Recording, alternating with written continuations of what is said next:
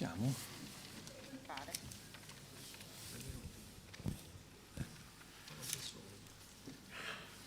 Allora, buonasera a tutti. Il microfono mi sembra abbastanza alto. Mi presento, mi chiamo Pucedo Enrico, sono uno dei candidati per il Medio Campidano di Progetto Sardegna. Questa fase diciamo che la stiamo un po' costruendo, perché l'intervento di Renato Suro era previsto per le 6:30, poi invece sapete che sono momenti in cui gli impegni elettorali si susseguono e si rincorrono, quindi è in arrivo e nel frattempo abbiamo deciso di presentare i candidati, perché Renato Suro fa parte di una squadra molto composita, molto articolata, e quindi è anche giusto che nel Medio Campidano si conoscano i candidati, una parte dei candidati, perché qui al tavolo non sono presenti tutti i candidati del Medio Campidano della coalizione sarda. Quindi inizieremo questa chiacchierata con una piccola presentazione di ognuno di noi, poi speriamo che arrivi per tempo Renato, ma ci hanno detto che è in viaggio e quindi non mancherà molto, e alla fine poi la serata prenderà la forma che doveva prendere, con naturalmente il suo intervento e la possibilità anche per tutti voi di intervenire, di partecipare attivamente alla chiacchierata. Quindi partiamo subito nella fase operativa. Passo la parola a Luciana Mele, che si autopresenterà, così tutti quanti facciamo questo lavoro e mi danno una mano a coordinare il tavolo, e poi seguiremo con Carlo Tomasi. Luciana. Certo. Vuoi questo? Sembrava di no. No, vabbè. Allora, buonasera a tutti. Intanto vi ringrazio, visto che sono la prima che parla, sono Luciana Mele appunto, e entrando in questo teatro mi sono ricordata un'esperienza molto felice che ho vissuto qua con i bambini della mia scuola. Io sono di Gonnosfanadica e una volta, un bel po' di tempo fa, abbiamo vinto una rassegna in lingua sarda con una commedia che era stata scritta da Lucia Serpi, che è guspinese, e che ci portò addirittura a Videolina con tutti i bambini della scuola a recitare, con tutti i costumi fatti da noi. Fu una bellissima esperienza, quindi questo per dire che ringrazio Guspini, che è sempre stata molto all'avanguardia in queste cose, e sono cose veramente piacevoli da ricordare. Ora questi bambini sono quasi tutti all'università ed è passato un bel po' di tempo, però è ancora una cosa piacevole. Allora, detto questo, come ho detto prima, sono Luciana Mele, sono di Gonnosfanadica, sono stata candidata dalla lista Vota Sardegna, che è composta da altri 3 gruppi. Il gruppo che mi ha candidato è Sardegna Chiama Sardegna, è un gruppo di ragazzi molto giovani che ha fatto un percorso completamente dal basso, quindi chiamando altri ragazzi paese per paese, dove sono andati a costruire il proprio programma proprio partendo dai bisogni delle comunità che andavano di volta in volta visitando. Ed è proprio questo che mi ha convinto, diciamo, a rimettermi in gioco, proprio il fatto che fossero un gruppo di ragazzi così giovani che avevano capito completamente quello che serve alla gente, ossia di essere interpellata e di quanto sia importante la partecipazione. Una cosa che, lasciatemi dire, qualche importante partito nel quale abbiamo militato e nel quale abbiamo messo il cuore fino adesso non ha capito che la gente ha bisogno di essere coinvolta, ha bisogno di dire la sua, ha bisogno di esprimere i bisogni veri, quelli propri, non quelli che pensano gli altri. In questa lista non sono l'unica, anche Alessandra Locci è con noi, Maurizio Onnis, che è il sindaco di Villanova Forru, e Gabriele Littera, che è il sindaco di Serramanna, quindi sicuramente li conoscerete. Detto questo, posso dire che come persona aspettavo da tempo che Soru si ricandidasse, anche se non ci speravo. Pensavo che dopo tutte le batoste che ha preso non avesse più il coraggio di farlo. Invece poi l'ha fatto, quindi ne sono stata felicissima e devo dire che insieme a questi ragazzi che poi sono confluiti all'interno della coalizione sarda, che è quella che si è schierata tutta con Renato Soru, mi sono convinta che bisognava dare un taglio e fare uno strappo col passato per fare un balzo non solo nel presente ma anche nel futuro. Devo dire che con Renato Soru sono stata amministratore locale, quindi lui è stato al governo della regione dal 2004 al 2009. Io sono stata amministratrice comunale a Gonno-Sanadica dal 2005 al 2015. Quindi diciamo che una parte delle cose che lui ha fatto io le ho vissute all'interno dell'amministrazione comunale. Ecco perché lo apprezzo tanto. È stato tantissimo moderno in quel momento, 20 anni fa, e credo che lo sia ancora, perché lui alla fine non è cambiato, la sua impostazione è sempre quella.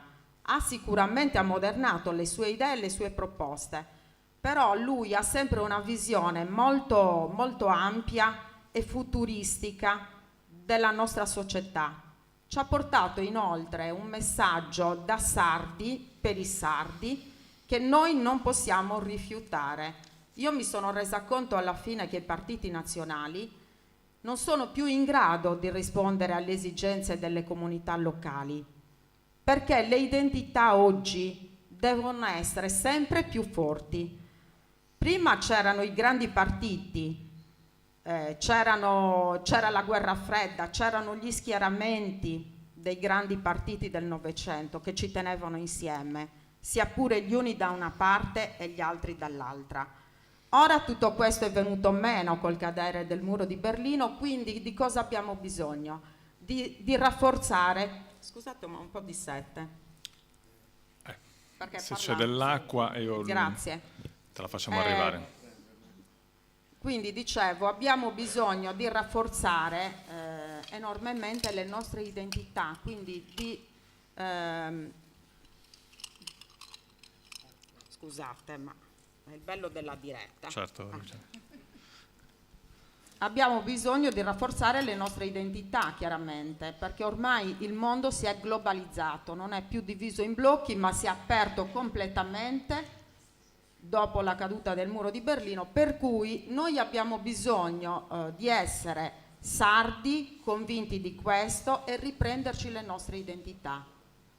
Perché ne abbiamo bisogno? Ne abbiamo bisogno perché chi è forte della propria identità e sa esattamente che cos'è e cosa vale, deve andare e può andare anche forte nel mondo, senza debolezze, senza tentennamenti. Di questo abbiamo bisogno. Quindi Renato Soru per me in questo momento è tornato a parlare di questo, una cosa di cui nessuno aveva più parlato, e infatti la Sardegna si è completamente fermata, non siamo andati avanti.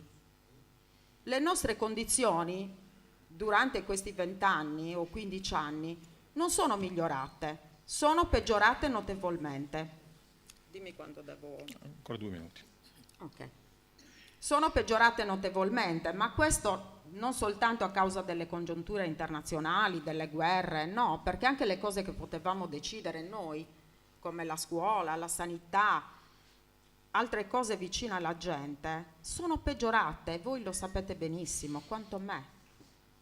La scuola è allo sbando, la sanità non se ne parli, i giovani se ne vanno.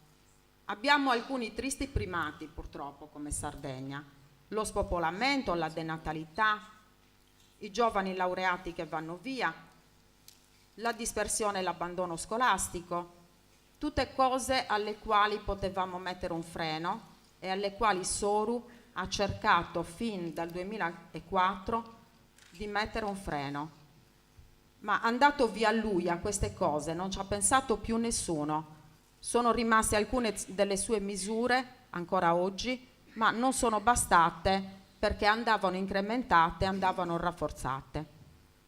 Quindi, detto questo, vado a conclusione. Che cosa vi ho voluto dire col mio discorso?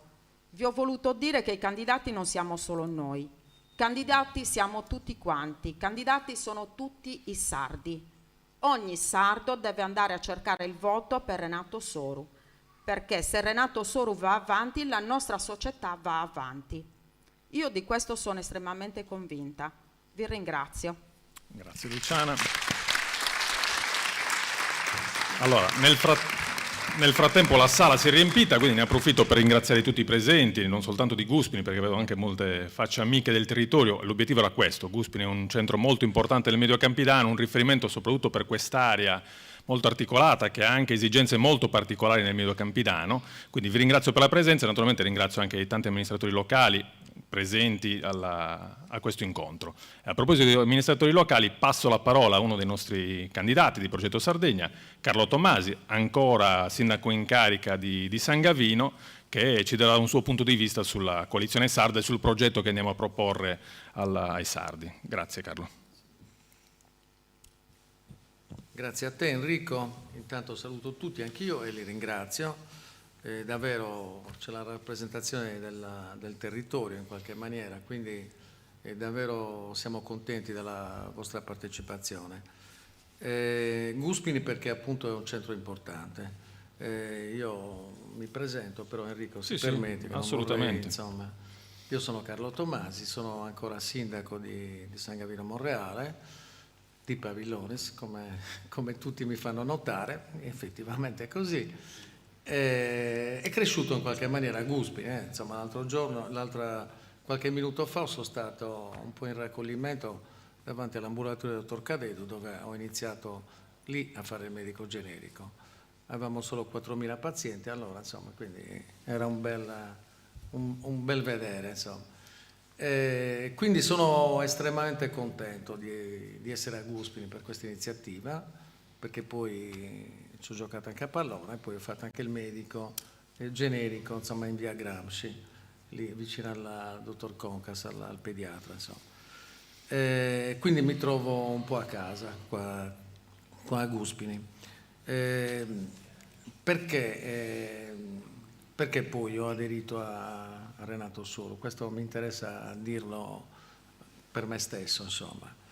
Perché comunque sono una persona che ha sempre militato nel centro-sinistra.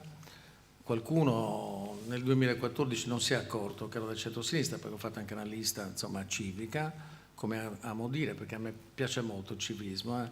Io credo che si possa ancora, come dire, attualizzare nelle nostre comunità. Per cui mi sento un cittadino, una persona civica, appunto.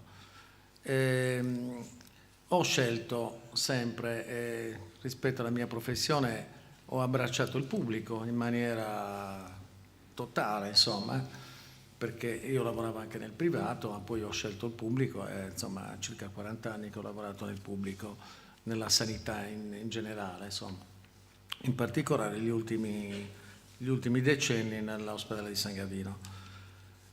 Questo per dire che sono davvero appassionato di quello che dice Renato Soru, perché fondamentalmente perché comunque è un posto libero. Mi sono sentito a casa mia dove tutti partecipano, abbiamo partecipato. Mi è piaciuto qua quando sono arrivato stasera, ho detto com'è l'organizzazione? Non c'è organizzazione, bellissimo. Cioè nel senso che non vuol dire niente, perché comunque mi piace parlare anche un po' ancora con il cuore. Cioè penso che per esempio ne valga la pena ancora combattere per questi valori che abbiamo visto calpestati negli ultimi 5 anni del governo di centrodestra, ma proprio calpestati. Sottolineo sempre Guspini in questo caso, ma tutto il Medio Campidano, però Guspini in tutte le sue forme, per esempio, si è fatto vedere quando abbiamo rivendicato l'ospedale nuovo a San Gavino Monreale, in maniera totale l'hanno fatto, quindi insomma, ricordo anche le manifestazioni, anche piccole, anche di gruppi, però a cui ho partecipato sempre, e tutti si sono visti ricompresi. Ecco, questo è il progetto di Renato Soru, quando dice no, che siamo di più, che siamo no, per la Sardegna, eccetera. Questo mi ha convinto. Ora, mi ha convinto perché insomma vuole parlare, perché lui è uno che l'altro giorno a Ula Tirso, no, si è messo quasi come dire, in meditazione davanti a questa diga, ha raccontato la storia che molti sardi tra l'altro non conoscevano, ho scoperto, no, del lago Modeo, quindi ha raccontato la storia, però subito dopo ha parlato quello che io voglio dire qua ai ragazzi, cioè dobbiamo pensare al futuro della nostra società, dei nostri giovani, dei nostri figli, dei nostri nipoti. Questo è l'oggetto del contendere. Cioè non stiamo parlando del nostro passato, forse siamo stati bravi, chissà, però proviamoci ancora per lasciare qualcosa a questo territorio. Questo territorio che ha una sanità, scusate, farò dei piccoli incisi per far capire come siamo messi.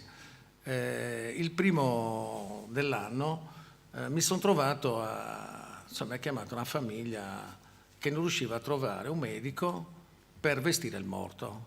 Cioè, veramente roba da piangerci sopra. Cioè, non riuscivano a vestire il morto. Perché? Perché non si trovava il medico. Perché no? Perché servono due medici sempre anche nell'accertamento. Prima uno che fa la constatazione e poi quello che accerta. Ma non si trovava quello che doveva constatare.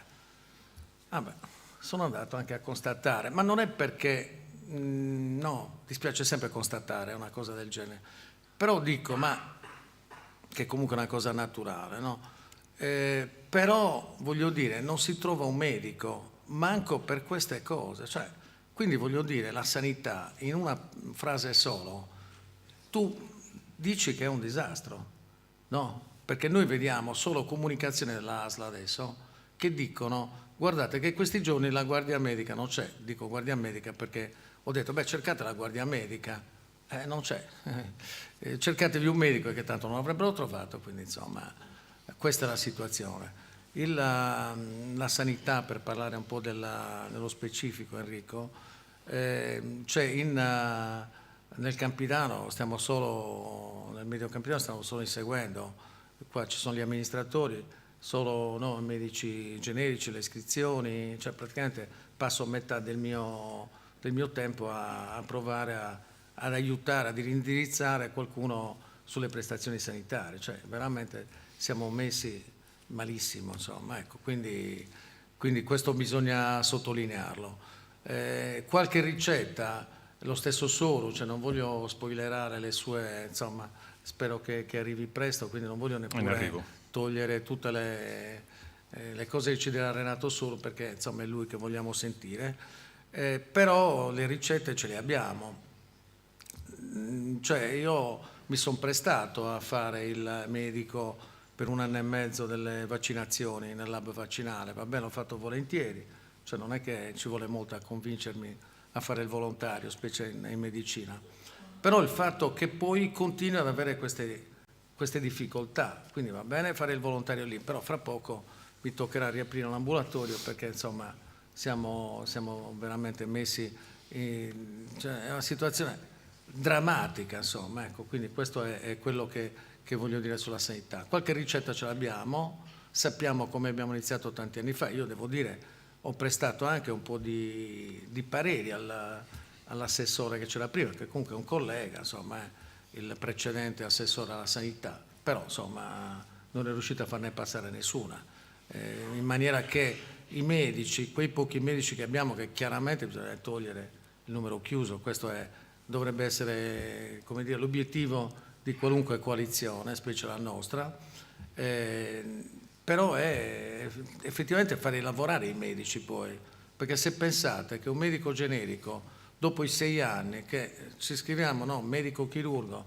dopo che si è fatto 38-40 esami, scoprite che dopo ancora 3 anni deve fare per fare il medico di famiglia.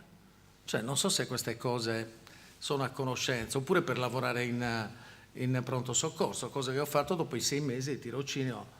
Cioè, comunque insomma uscivamo preparati. Quindi cos'è che è successo? Questa farragine, questo come dire, tunnel dove ci siamo cacciati in sanità. Quindi spero che Renato Soru ce lo dica, l'accenno tanto è quello, insomma le ricette ne abbiamo, insomma.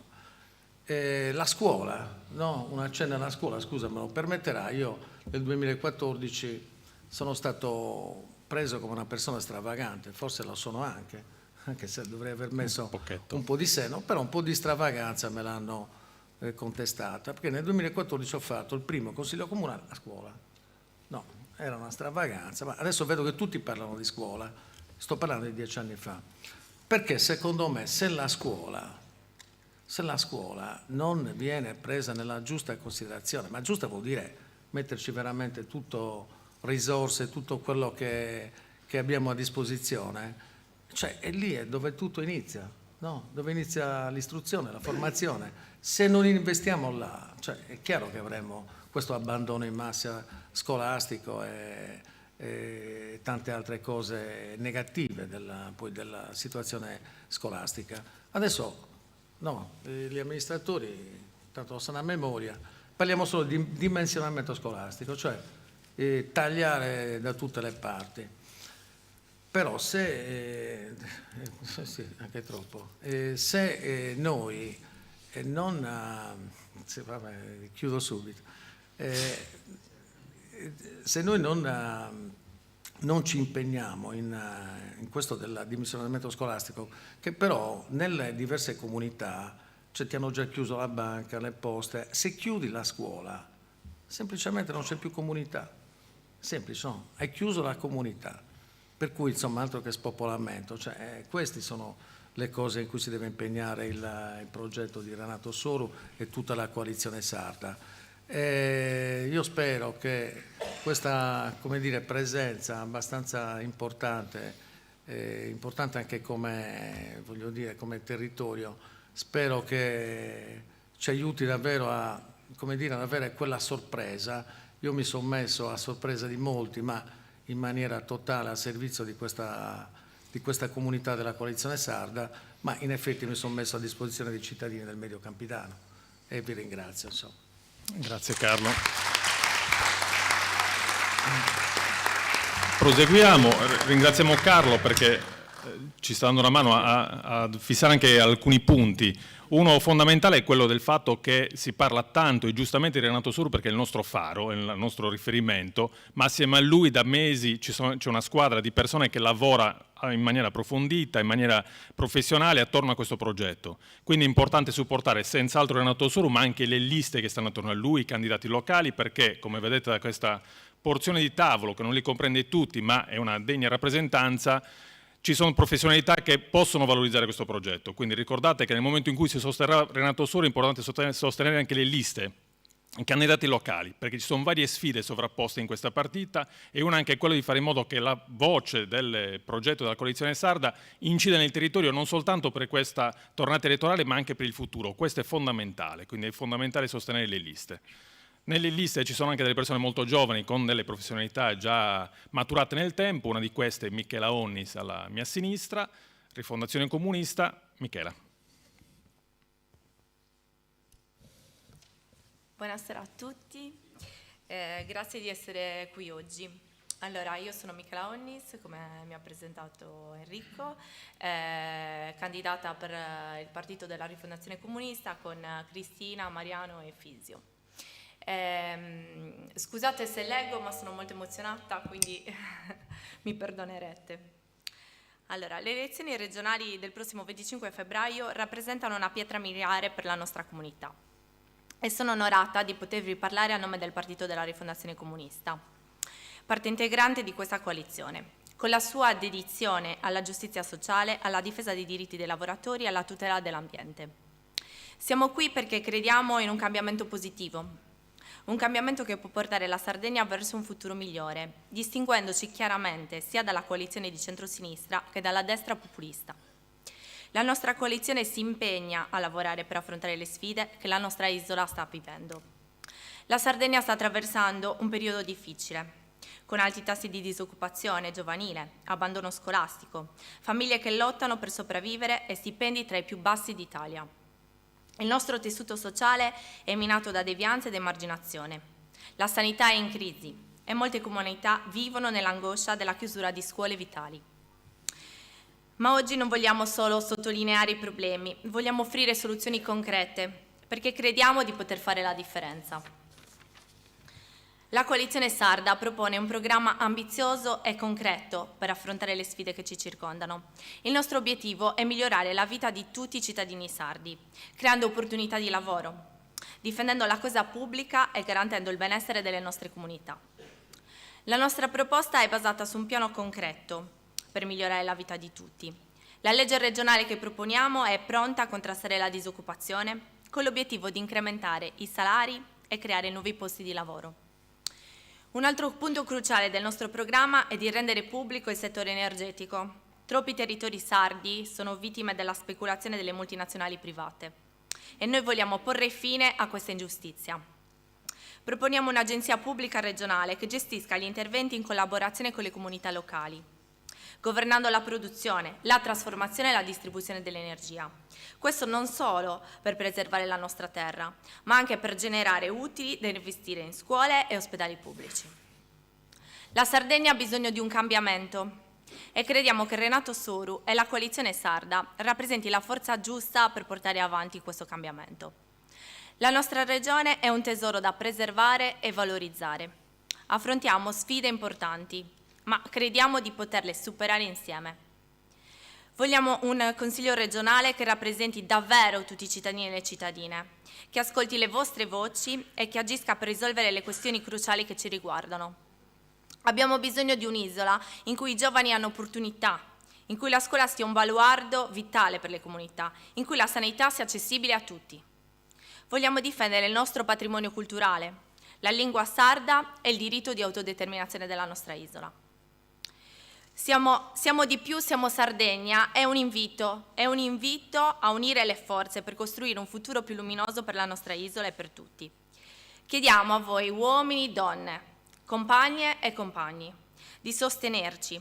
Insieme possiamo ricostruire un'economia solida, una società inclusiva e una comunità che possa guidare al futuro con speranza. Grazie.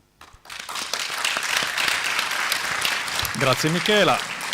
Renato Soru è a pochi chilometri, siamo in contatto, quindi sta arrivando, dovremmo riuscire a finire il giro delle presentazioni. Adesso da delle rappresentanze anche con una buona esperienza amministrativa locale passiamo invece a chi ha un'esperienza molto importante e forte nel terzo settore. Adele Frau Arbus si occupa da anni di un settore importante e fondamentale per le nostre comunità in un mondo che cambia rapidamente, in cui i servizi alla persona sono sempre più importanti e necessari, anche perché la nostra popolazione tende a invecchiare sempre più. Quindi Adele. Grazie. Allora, sono Maria Adele Frau, anche se faccio fatica a dire Maria perché tutti mi conoscono più come Adele. Da oltre 20 anni sono nel mondo del volontariato e soprattutto nel volontariato sociale. Mi occupo, collaboro attivamente anche con tutte le amministrazioni del Medio Campidano. Collaboriamo anche nella zona di Cagliari, Oristano, però in particolare con le amministrazioni del Medio Campidano. Quindi ho avuto modo negli anni proprio di toccare con mano le varie problematiche, anche casi di disagio più estremo, che colpiscono poi diverse fasce di età. I giovani, come stava dicendo anche Carlo prima, che fanno fatica a trovare lavoro, le varie dipendenze. Abbiamo promosso anche diversi convegni e abbiamo fatto anche diverse attività di opere di sensibilizzazione per queste cose. E poi gli anziani che sono in aumento, che fanno veramente poi fatica anche a riuscire magari a pagarsi una retta anche per una struttura, perché poi adesso le spese relative a una retta sono anche aumentate, visto che sono aumentati anche i costi per le utenze, e quindi le cooperative giustamente hanno dovuto aumentare i prezzi. Gli ammalati che spesso non riescono ad accedere a fare le visite mediche, abbiamo avuto gli ammalati oncologici, cioè file interminabili per poter fare anche la chemioterapia. Il mondo del volontariato si è distinto soprattutto, penso che sia innegabile l'importanza che abbia avuto soprattutto durante la pandemia, che a volte si è ritrovata anche a dover sostituirsi in qualche modo alle istituzioni, perché penso che nessuna amministrazione possa dire che il volontariato non abbia avuto un ruolo importante e fondamentale. E poi ci sono le persone che a me molto care, anche oltre a tutte queste fasce che ho indicato, le donne vittime di violenza, che dobbiamo comunque aiutare a uscire dalla propria condizione. E poi credo anche, abbiamo cercato anche negli anni di non promuovere solo l'assistenzialismo, ma una persona deve anche reagire alla propria condizione, quindi l'assistenzialismo deve essere una cosa momentanea, quindi si devono creare con gli enti preposti dei corsi di formazione per poi essere inseriti nel mondo del lavoro, si deve ritornare a lavorare.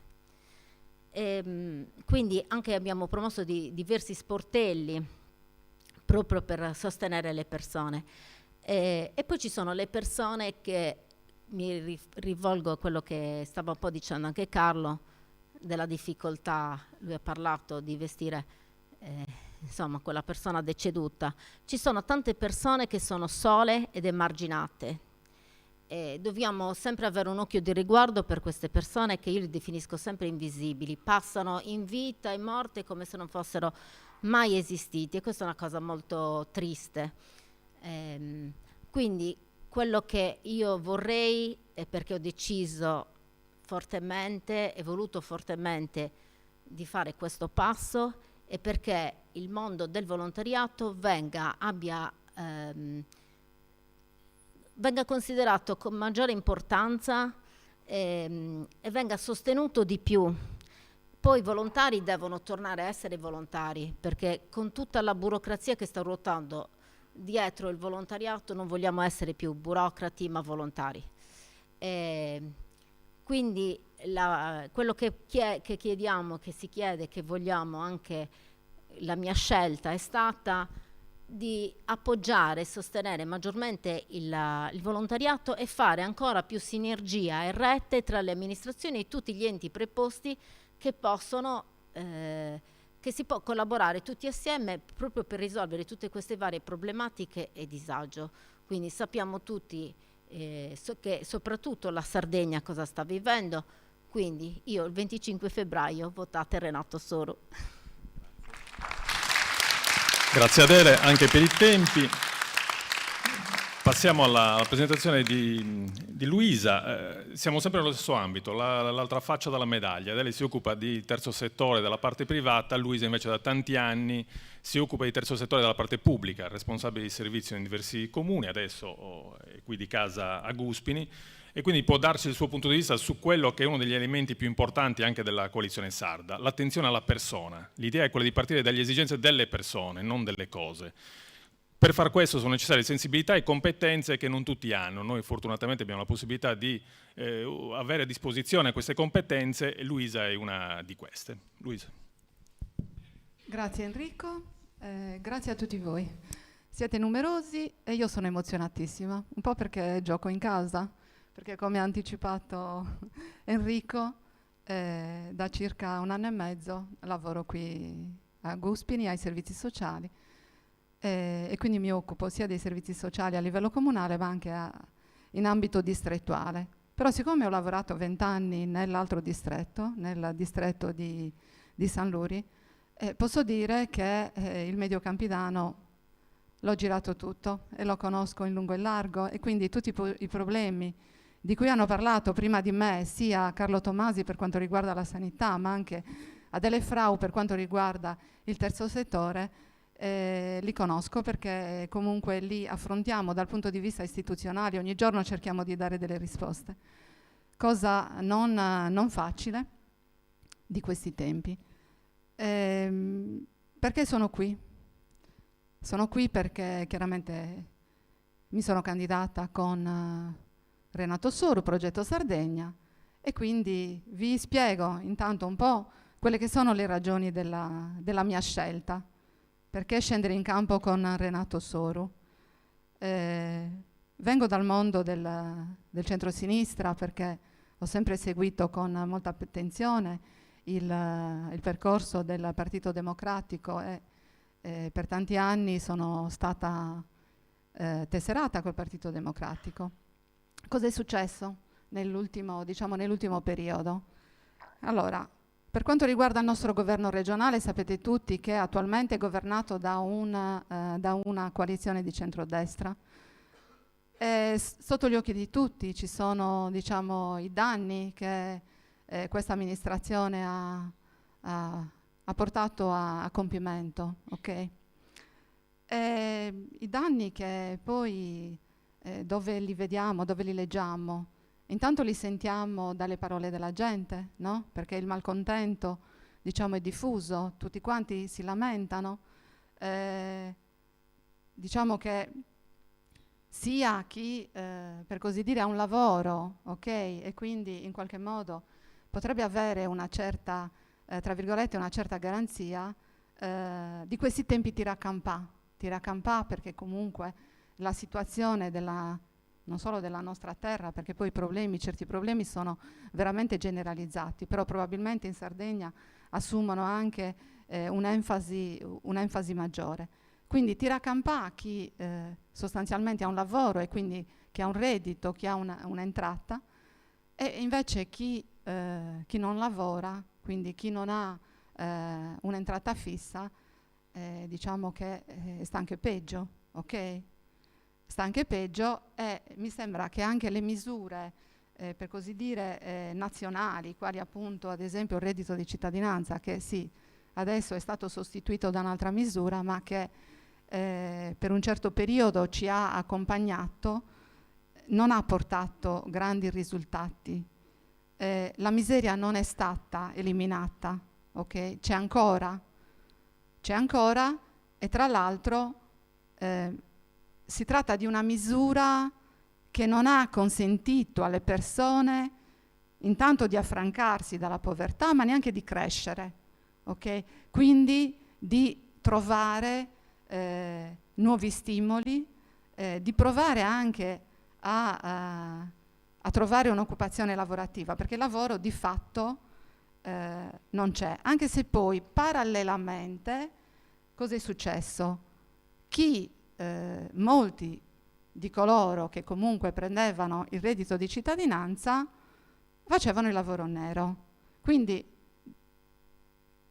in qualche modo per arrotondare, ok? Quindi questo sicuramente non è un comportamento virtuoso, ma tutto questo chiaramente in qualche modo è stato consentito perché non si è fatto niente perché il lavoro venisse regolarizzato e non si è fatto niente per impedire che queste persone facessero questo. Quindi se da un lato è importante avere una misura di contrasto alla povertà, perché in realtà i poveri ci sono, ma le misure di contrasto alla povertà devono essere comunque accompagnate da politiche attive del lavoro, politiche che quindi consentono alle persone di avere un'occupazione lavorativa, perché il lavoro è quello che restituisce la dignità ai cittadini.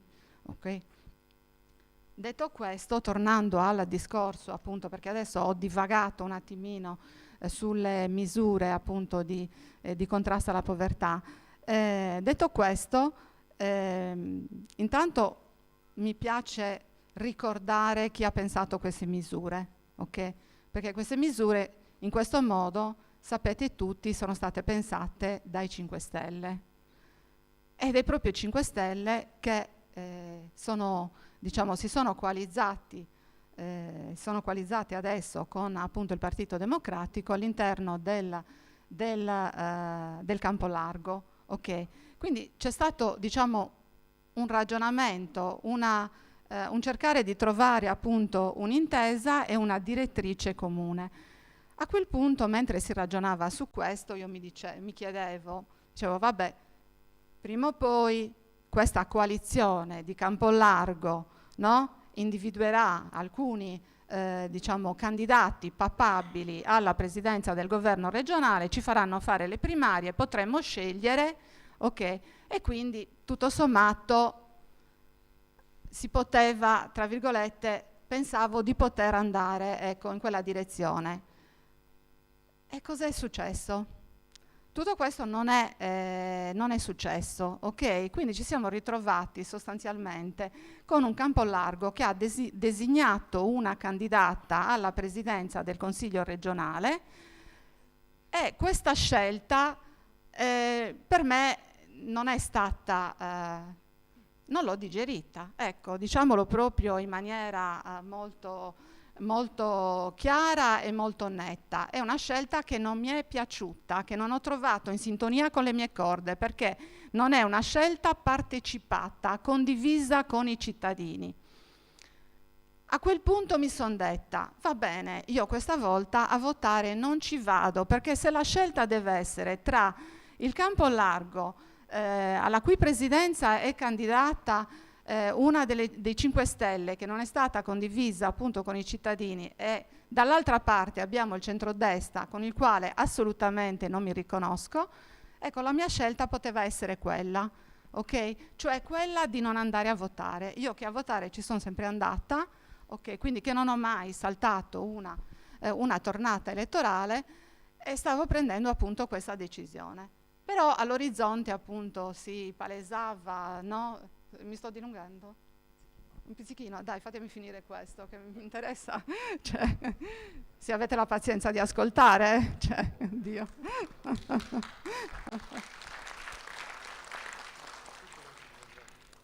No, perché è importante anche raccontare, perché si sceglie una strada piuttosto che un'altra, ok? Quindi contestualmente cosa stava succedendo? Stava succedendo che un certo signore, appunto, che qui abbiamo nominato, è stato nominato diverse volte, che fa di nome Renato Soru, che ha già governato la regione Sardegna appunto tra il 2004 e il 2009, stava girando tutti i comuni della Sardegna. E cosa stava facendo? Semplicemente andava a parlare con la gente, ok? Questa è una cosa importantissima. Non l'aveva fatto più nessuno. È una cosa rivoluzionaria, ok? Andare nei territori, ascoltare le persone, ascoltare i loro bisogni, le loro idee rispetto alla soluzione dei problemi, dialogare proponendo anche quelle che sono le proprie ricette, le proprie soluzioni, condividere. Ma è un metodo veramente rivoluzionario che io personalmente ho sperimentato, perché lavorando appunto nel campo delle politiche sociali ho comunque vissuto la stagione della progettazione partecipata di Renato Soru, ed è un metodo che noi nel nostro lavoro portiamo avanti quotidianamente, cioè il metodo della partecipazione, ascoltare i bisogni dal basso, laddove i bisogni nascono, e con le persone trovare le soluzioni per quei problemi. Non ci dobbiamo inventare niente, le soluzioni ce le abbiamo noi, non devono arrivare dall'alto. Okay. È questo che di fatto mi ha, tra virgolette, mi ha convinto a seguire. In un primo momento lo ascoltavo, perché lo ascoltavo in streaming, no? Perché non potevo sicuramente andare in giro per la Sardegna e sentirmi tutti i suoi discorsi. Quindi mi accendevo il cellulare e ascoltavo laddove appunto lui si trovava, ascoltavo i suoi ragionamenti, e francamente erano ragionamenti e sono ragionamenti. È praticamente arrivato, quindi devo stare zitta? No. Ah. Vai a concludere.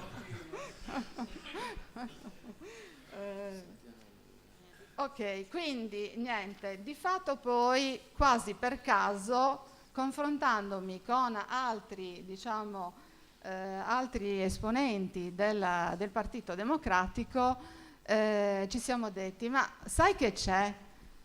C'è che il campo largo non ci piace molto per la scelta di questo momento. Che facciamo? Iniziamo a seguire Renato Soru. E vabbè, iniziamo a seguire Renato Soru. Quindi abbiamo costituito diciamo un gruppo di cui alcuni di noi fanno parte, che non è ancora formalizzato, però noi l'abbiamo già battezzato, perché si chiama Alternativa Sarda e Democratica. Poi lo ufficializzeremo sicuramente in seguito, dipende anche da come andranno le cose, vero Enrico? Eccolo qua. Dai, concludi Luisa, così diamo il tempo a Renato di accomodarsi e di prendere un attimo fiato e poi... Ok, quindi diciamo le ragioni della scelta sono questa. Perché ci siamo candidati? Per fare che cosa? Intanto per rappresentare i cittadini, quindi penso che sia la cosa fondamentale. Quindi rappresentare i cittadini, non soltanto quelli che crederanno in noi e che quindi ci voteranno, ma rappresentare tutti i cittadini della Sardegna.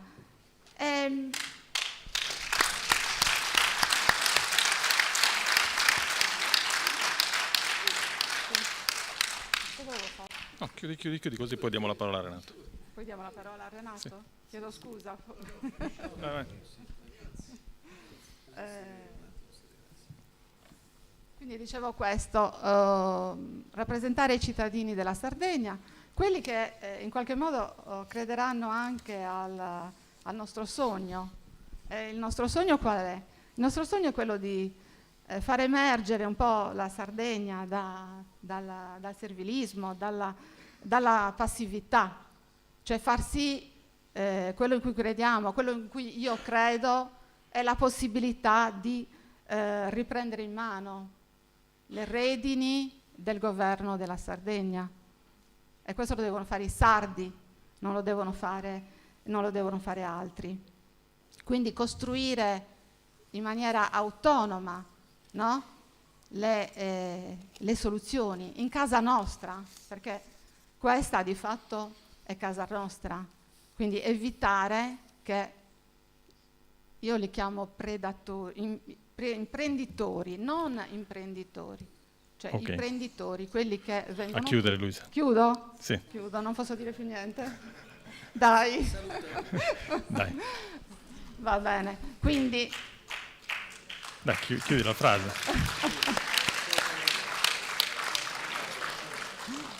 Ho sforato? Vabbè, quello che vi voglio dire, adesso veramente chiudo, è che sono una sarda, perché sono nata in Sardegna, il Medio Campidano è la mia casa, appunto Pitao finisce con la U, più sarda di me, non so che ci sia, e mi piacerebbe rendere questa casa bella. Ecco, questo è il sogno, insomma votate il progetto Sardegna, votate Renato Soro. Grazie. Bene. Allora, in teoria mancherebbe la mia presentazione, ma avendo fatto il sindaco per 10 anni, essendo un politico navigato, so che il consenso si acquista con quello che si dice, alcune volte anche con quello che non si dice. Quindi lascio volentieri la parola a Renato Soru. Sì, Renato, vieni, avremo altro modo, altri tempi, è giusto che ascoltino te. Tu vuoi anche riprendere fiato, ecco qua. Va bene, allora faccio anch'io una rapidissima presentazione, poi Renato mi darà un cenno quando sei pronto a recuperare. Abbiamo detto prima che gli impegni si susseguono, le ultime settimane saranno molto pesanti anche dal punto di vista fisico, quindi è comprensibile anche il voler riprendere fiato. Due cose rapidissime. Come vi dicevo, anch'io sono stato un amministratore locale, ho finito di recente il mio mandato da sindaco, 10 anni a Samassi. Un'esperienza molto importante che naturalmente mi porto appresso anche in questo percorso, in questo progetto. Un sindaco, mi piace dirlo e ripeterlo, di sinistra, perché è ancora una parola che si può dire, nonostante qualcuno anche in questa tornata elettorale pensi di avere la paternità della sinistra, è come se qui diverse coalizioni possono considerarsi di centrosinistra e altre no. Io mi considero assolutamente di sinistra per le cose che ho fatto e le difendo molto volentieri. Una sinistra particolare poi, questa è l'esperienza mia samassese, che ha l'ambizione di convincere la destra che facciamo cose buone e che ci deve votare anche la destra. Questo è quello che abbiamo sempre fatto a Samassi e questo è quello che vorrei fare anche in questa coalizione sarda. Partendo dalle piccole cose, perché tappare le buche di una strada lo fanno un po' tutti i sindaci, è una questione di buona amministrazione. Non è importante essere di destra o di sinistra. Decidere quale strade asfaltare o come farle, quella sì, può essere una decisione di sinistra o di destra. E la decisione che noi abbiamo preso in questa coalizione è quella di partire dalle persone, dalle idee delle persone, dalla ricchezza che la diversità delle persone può darci nel percorso, e non abbiamo paura della diversità, paura che invece altri hanno in altre coalizioni, tant'è che se tanti di noi, anch'io ero PD sino a poche settimane fa, abbiamo deciso di uscire, sbattere la porta perché questa diversità non era più riconosciuta. Non c'era più la possibilità di dirla nostra per far crescere il progetto comune, per stare insieme grazie alla forza delle idee. Questo la sinistra fa, mettere insieme le idee, non emarginarne qualcuna. Quindi questo lo stiamo facendo in questo percorso, tenendo presente che le persone sono la nostra risorsa e tra le persone ci sono anche, nella macchina pubblica amministrativa, i dipendenti pubblici. Questo è una cosa che molte volte in campagna elettorale è un po' impopolare, però è quello che mi ha consentito di amministrare, penso bene, in 10 anni. Gli amministratori pubblici devono stare con te nel percorso, devono credere nel percorso, devono sentirsi parte attiva del percorso. Questo avviene nei comuni, come avviene anche in regione, perché se il percorso è condiviso e tu riconosci a queste persone il loro status di padri di famiglia, madri di famiglia, che molte volte hanno gli stress personali che abbiamo tutti noi, queste persone ti vanno dietro e le cose miracolosamente cambiano. Lo Stato italiano è fatto di tanta burocrazia e i burocrati molte volte, se non ti aiutano in questo percorso, ti impediscono di portarlo avanti. Questo l'abbiamo fatto, ma con delle cose anche molto particolari. Michela mi ha accompagnato in questo percorso. Una delle prime cose che abbiamo fatto a Samassi è rifare i bagni del comune, che vi sembrerà una cosa stranissima, ma danno dignità alle persone che lavorano. Aver fatto quei bagni al comune o aver inserito per la pausa dei dipendenti comunali uno spazio in cui riscaldarsi un tè, ci ha consentito durante il periodo del Covid di avere i dipendenti comunali che lavoravano in straordinario gratuito per salvare i samassesi. Questo è stato un approccio alla politica che è a costo zero, è un considerare le persone per quello che valgono, per il valore che hanno, e l'abbiamo fatto tutti insieme, perché il secondo passo dell'essere di sinistra è proprio questo: pensare che la ricchezza delle parole e delle persone sia un qualcosa che va messo a regime. Durante il Covid, ne abbiamo parlato un po' tutti, e chi ha fatto il sindaco in quegli anni se l'è portato appresso come una cicatrice, Carlo lo sa benissimo, abbiamo vissuto dei momenti terribili, terribili.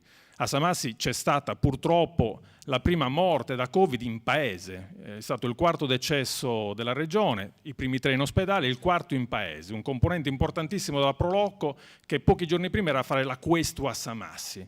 Il terrore in tutto il paese, era una situazione veramente complicatissima.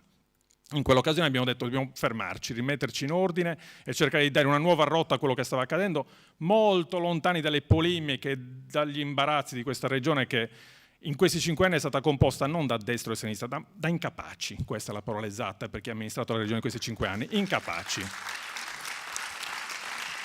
Lo abbiamo toccato con mano e ci siamo messi insieme con i samassesi, destra, sinistra, tutti quanti. Abbiamo tirato su il nostro primo hub comunale, i vaccini li abbiamo fatti noi, grazie anche all'intermediazione di Carlo, nel nostro hub. A un certo punto volevamo uscirne ancora di più e dobbiamo vaccinarne tutti, di più, tutto il paese. Abbiamo fatto questa mega sfida che è passata in tutti i giornali d'Italia. Dobbiamo vaccinare per il secondo giro almeno 2000 samassesi tutti insieme. I 4 medici di paese già c'erano come volontari, gli infermieri ce li avevamo, i dipendenti comunali a gratis c'erano, tantissimi samassesi che ci davano una mano c'erano, ci serviva altro personale e quindi, chiacchierando con gli agricoltori, che erano coloro che avevano a disposizione tante risorse anche straniere che non venivano vaccinate, questo è uno dei nostri vanti, abbiamo vaccinato centinaia di ragazzi stranieri a Samassi, che lavorano nei nostri campi, ci siamo detti dobbiamo trovare una soluzione, che facciamo? E un nostro agricoltore lungimirante ha detto arragallaus gancioffa. Ci siamo messi a fare lo slogan carciofi per vaccini, siamo finiti in tutti i telegiornali d'Italia, la RAI ha presenziato all'inaugurazione dell'hub vaccinale, abbiamo dovuto dire di no alle richieste, abbiamo avuto 60 tra medici e infermieri che in 2 giorni hanno vaccinato tutto il paese. Con il risultato più grande e più importante per noi, i volontari erano i consiglieri dell'opposizione insieme a noi, tutti insieme, per un'idea forte, importante, che andava valorizzata. Questo è l'essere di sinistra, aprire le porte anche a chi la pensa molto diversamente da te e consentirti di stare insieme. Questa ricchezza va valorizzata, va portata avanti e va messa a sistema, grazie alle idee che Renato ci ha sempre messo davanti. Molte volte anche le cose più banali le consideriamo scontate quando invece non lo sono. Quindi dobbiamo portare avanti queste idee, questa ricchezza, lo dobbiamo fare tutti insieme. Io aggiungerei uno slogan al bellissimo slogan che Renato sta portando in giro un po' per tutta la Sardegna: non siamo di più, perché siamo tanti, ognuno di noi ha un valore importante, siamo Sardegna, ma siamo anche quelli che non abbassano la testa, che si sono veramente scocciati delle mezze misure, si sono scocciati dei compromessi e vogliono rivoluzionare la Sardegna. Se non vogliamo rivoluzionarla, votiamo gli altri, per piacere non votateci. Se vogliamo rivoluzionarla, votate Coalizione Sarda. Grazie.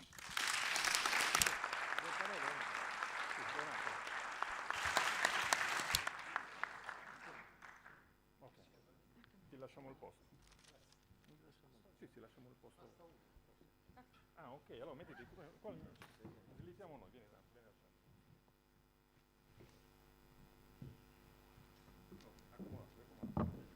Cammino piano.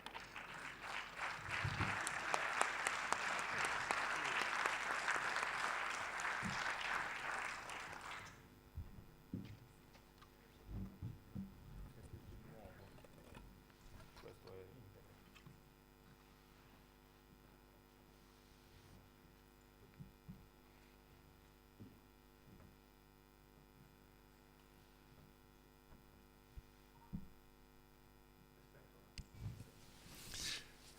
Bene, grazie a tutti e a tutte per essere qui. Una bellissima sala piena, tanta gente, quindi tanta volontà di partecipazione, tanta curiosità e interesse, giustamente, per questa prossima tornata elettorale. E grazie ai nostri candidati e candidate, grazie a Carlo, a Enrico, Luisa e Adele, per queste esperienze importanti che ciascuno di voi porta. Ne ho sentito appena una così importante, così viva, come quella della comunità di Samassi. Grazie a Carlo, che ci conosciamo da tanto tempo, da fuori dalla politica, dentro la politica, e comunque sempre nelle discussioni di impegno per questa comunità del Medio Campidano. E grazie a Luisa Pittau, che ha lavorato pure nel nostro comune di San Luri e comunque ha girato più o meno come responsabile del Plus i servizi sociali di tutta la nostra provincia, e Adele, che invece nel volontariato si è impegnata direttamente, ha un'esperienza importante che io non conoscevo, però che mi è stata spiegata e raccontata da tanti testimoni importanti. Eccola qui. Michela e Luciano, eccoli qui, chiedo scusa. Stavo citando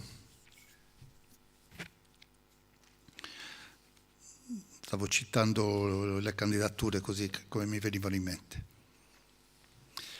Siamo qui oggi per presentare la lista di Progetto Sardegna alle prossime elezioni regionali. Progetto Sardegna è stato il movimento che è così spontaneo, nato dal nulla, nato come espressione di una volontà del civismo, di partecipare alla vita politica nel 2004. Mi ha sostenuto, abbiamo vinto le elezioni, è stato una bellissima stagione.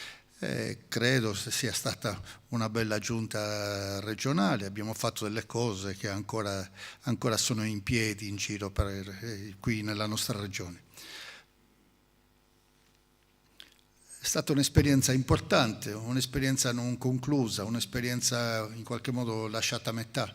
Non siamo stati capaci di conquistare la fiducia, di riconfermare quel progetto. E oggi siamo di nuovo qui in campo, in gioco, per alcuni motivi, per due motivi. Uno, perché l'offerta politica per queste elezioni regionali sembrava davvero molto modesta. Da una parte, anzi, non c'era proprio nessuna discussione, non c'era dibattito, non c'era animazione, non c'era interesse, non c'era confronto, progetti di cui parlare, su cui scontrarsi anche, idee che potessero farci tornare a sperare, non c'era nulla. L'unica cosa che c'era, che tristemente i giornali raccontavano, erano le vicende tutte romane su chi sarebbe dovuto essere il candidato della destra e come si sarebbe dovuto scegliere il candidato del polo che una volta si chiamava di centrosinistra, ma oggi non lo è più in Sardegna. Discussioni infinite, ma nel merito, nella questione,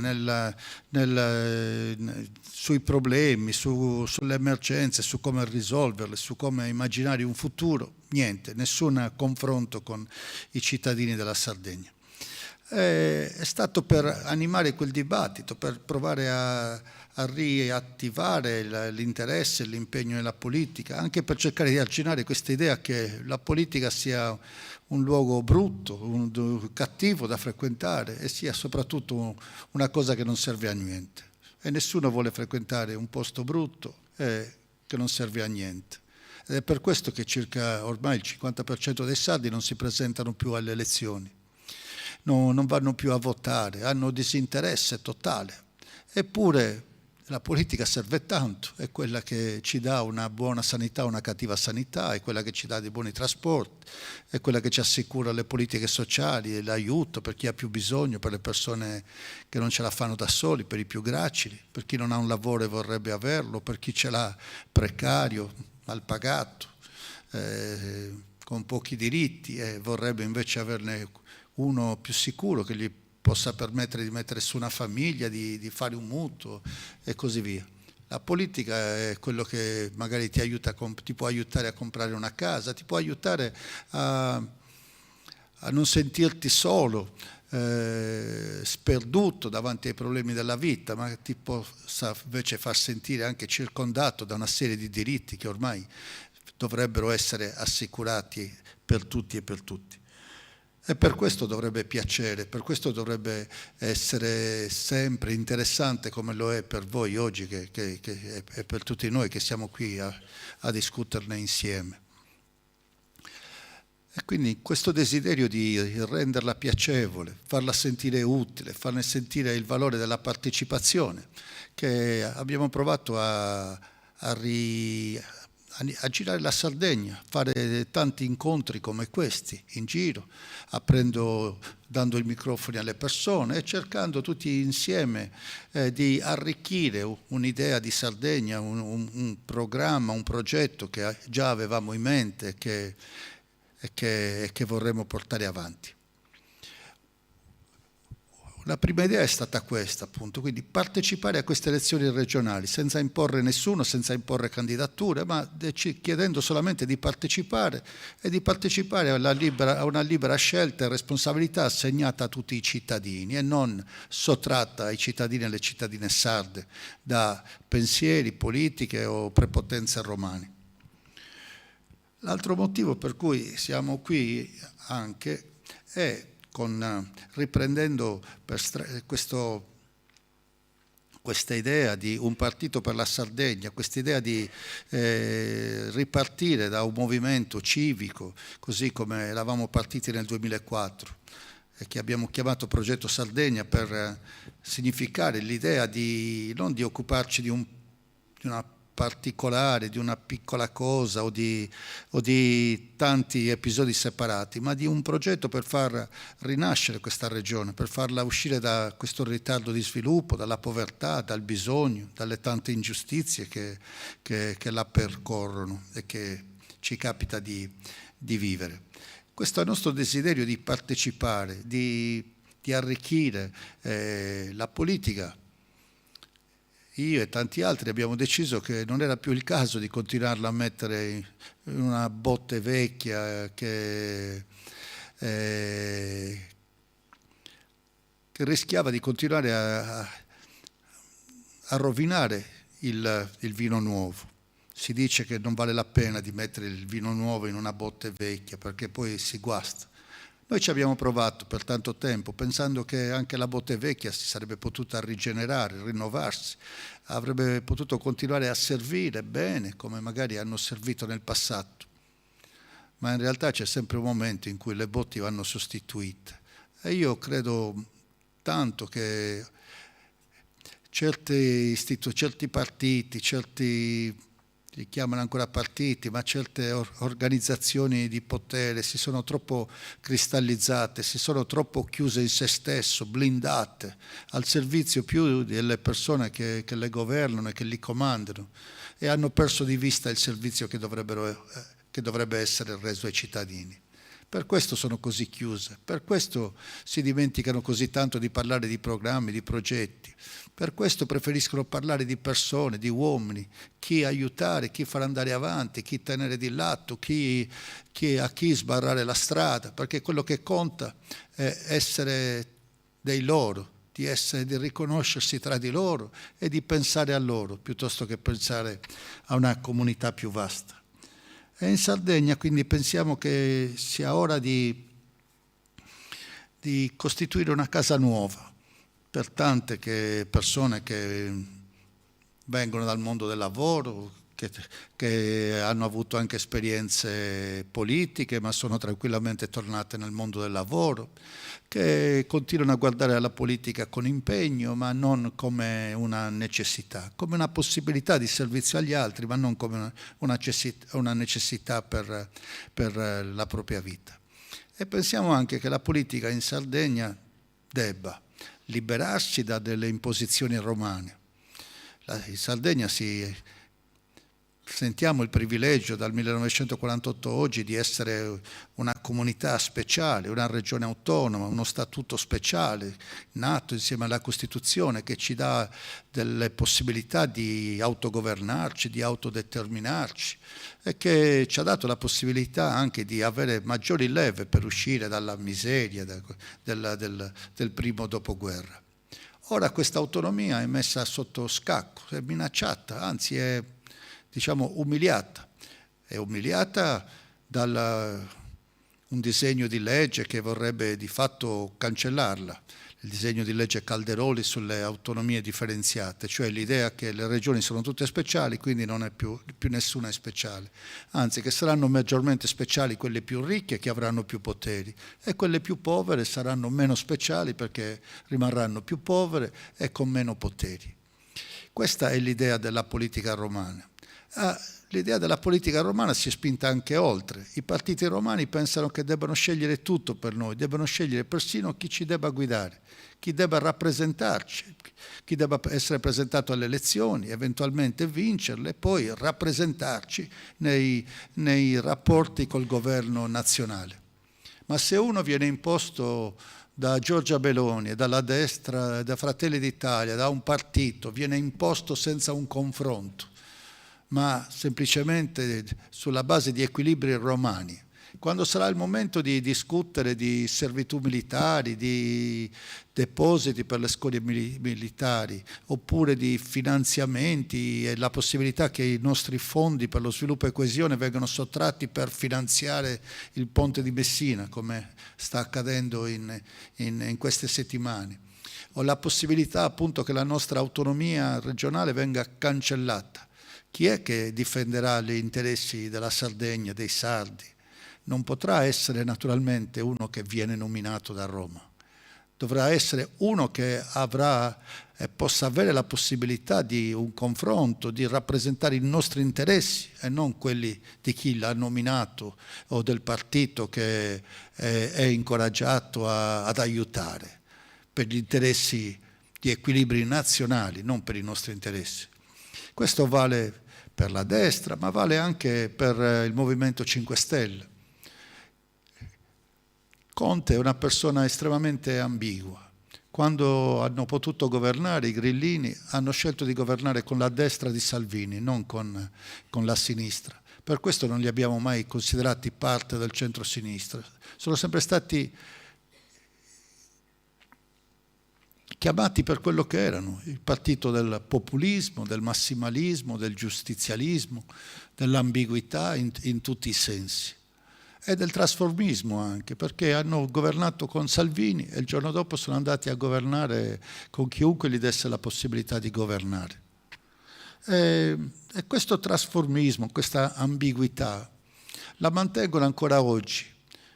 Qualcuno dice no, ma il 5 Stelle di oggi non è il partito di Grillo, che effettivamente avevano deciso a quel tempo di governare con Salvini. Sì, il primo ministro era Conte, però in realtà era una decisione presa soprattutto da Grillo. Vabbè, ma oggi, il Conte di oggi, sentitelo che cosa ha detto ieri in TV, o leggetelo quello che è riportato sui giornali di oggi. Interrogato sulla situazione degli Stati Uniti d'America, che nei prossimi mesi andranno a votare per scegliere se avere un presidente democratico negli Stati Uniti o se tornare a Trump. Trump che è quello che avete visto, un guerrafondaio, una persona che ha creato crisi e focolai pericolosissimi in tutto il globo. Trump che pur dentro una democrazia antica, antichissima, la seconda democrazia del mondo, la democrazia americana, non ha saputo accettare il verdetto di una sconfitta e ha incitato la sua gente alla ribellione, fino all'invasione di Capitol Hill, della massima istituzione americana, che ha messo gli Stati Uniti proprio sull'orlo di un conflitto interno. Davanti a tutto questo, Conte che cosa dice? Ah no, per me il democratico Biden o il repubblicano Trump pari sono, non c'è differenza. Conferma quello di cui tutti abbiamo paura. Per lui non c'è differenza tra destra e sinistra, loro sono un'altra cosa, sono il populismo per il potere. Sono anche loro diventati un partito, non si confrontano con le primarie, non si confrontano con il voto online di cui parlavo, non si confrontano con nulla. Sono un gruppo di potere che è concentrato sul potere a qualunque costo. L'idea di Progetto Sardegna e di questa coalizione è che ci sia una possibilità diversa in Sardegna. Innanzitutto costruire un partito nuovo che abbia testa, cuore, gambe in Sardegna e che metta al centro gli interessi della Sardegna, i nostri, nient'altro. L'interesse di far uscire la Sardegna dalla povertà, dal bisogno ancora, addirittura ribaltare questa dinamica, questo andamento degli ultimi anni per cui siamo tornati indietro anziché andare avanti, indietro nella povertà, indietro nella mancanza di lavoro, indietro nei diritti alla salute, nel diritto ai trasporti e così via. Siamo tornati indietro e questa cosa va ribaltata e può essere ribaltata solo attraverso noi stessi, attraverso l'impegno di noi stessi per noi stessi. Con tutti noi, non con gli altri, non arriverà nessuno. E pensiamo anche che questa politica italiana ci ha portato a dover scegliere tra due mali non necessari e entrambi veramente da respingere. Il male della destra, proprio della destra storica, non del centrodestra. Il centrodestra è finito, c'è la destra di Salvini e di Meloni.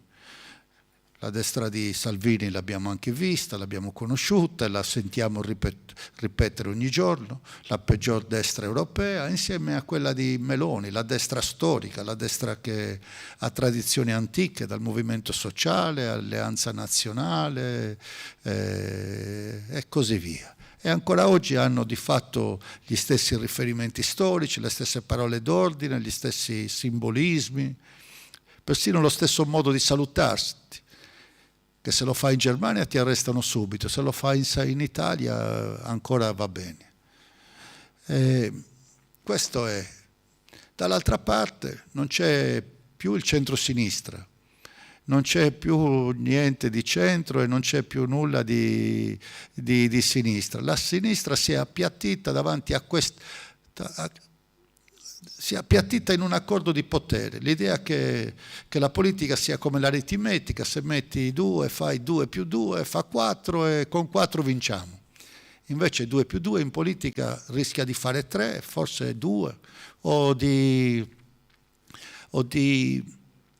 frantumarsi ulteriormente, di diventare irrilevante.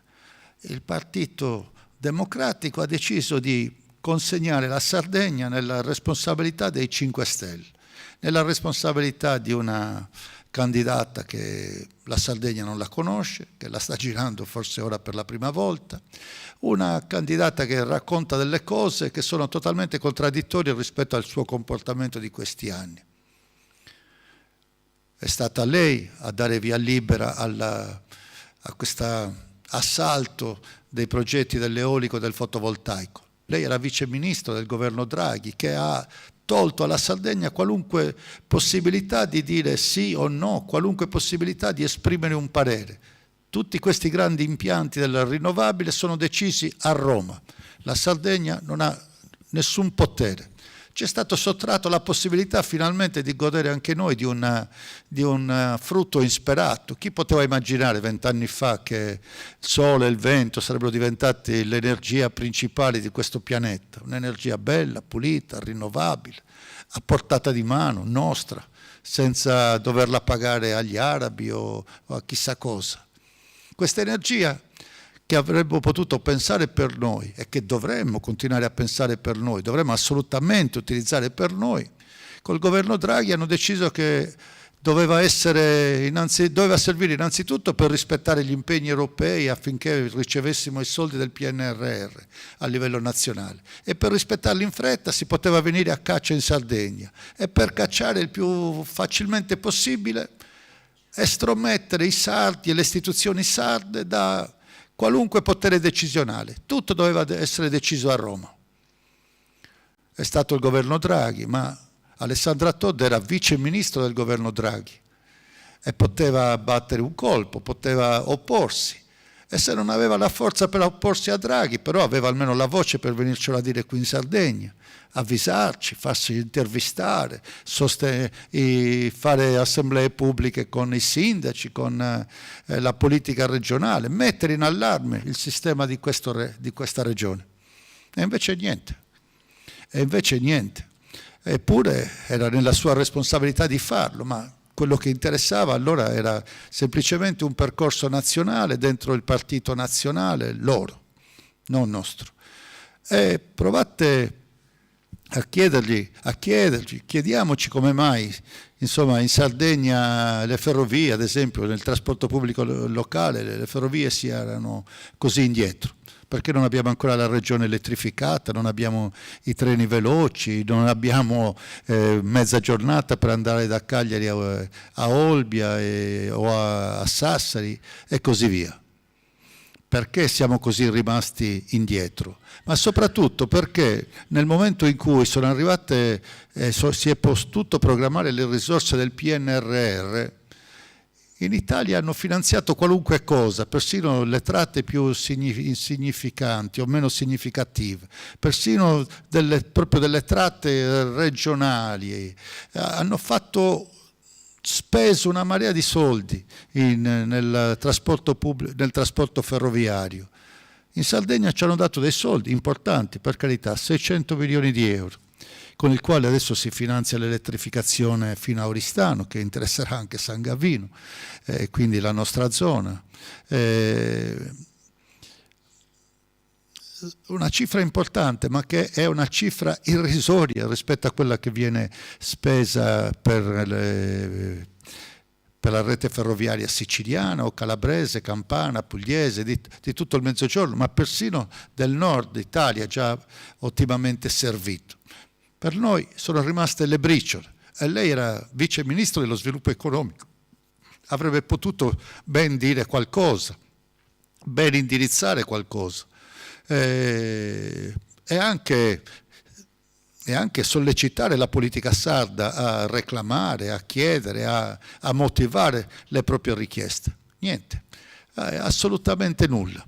Che cosa ci rimane quindi dall'altro lato? Una proposta che non è di centrosinistra, è una proposta dei 5 Stelle, che hanno sempre accusato il centrosinistra di essere una comunità di ladri, una comunità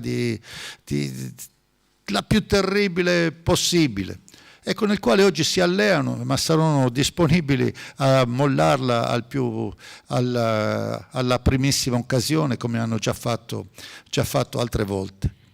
La Sardegna merita di più di dover scegliere tra la destra di Meloni o il populismo dei 5 Stelle. Merita una visione sarda, appunto, con un progetto serio, concreto, attuabile, capace di superare le emergenze di oggi e consegnarci una possibilità per il futuro. Questo è la la volontà, lo spirito con cui siamo in campagna elettorale con Progetto Sardegna e con altre 4 liste, e siamo qui a chiedere con molta convinzione il voto ai sardi, non lasciarsi ingannare dalle false promesse di Giorgia Meloni. Sono promesse che non arriveranno, sono i miliardi di euro farlocchi di cui ha parlato Salvini l'altro giorno, sono banconote false, proprio non esistono quelle, sono raccontate, ma non esistono, come non sono esistite le promesse che nel passato Salvini faceva alla Sardegna. Non lasciamoci ingannare da quelle promesse, anzi cerchiamo di aver paura dai pericoli, delle cose di cui ho parlato prima, la cancellazione dell'autonomia, scorie, basi militari,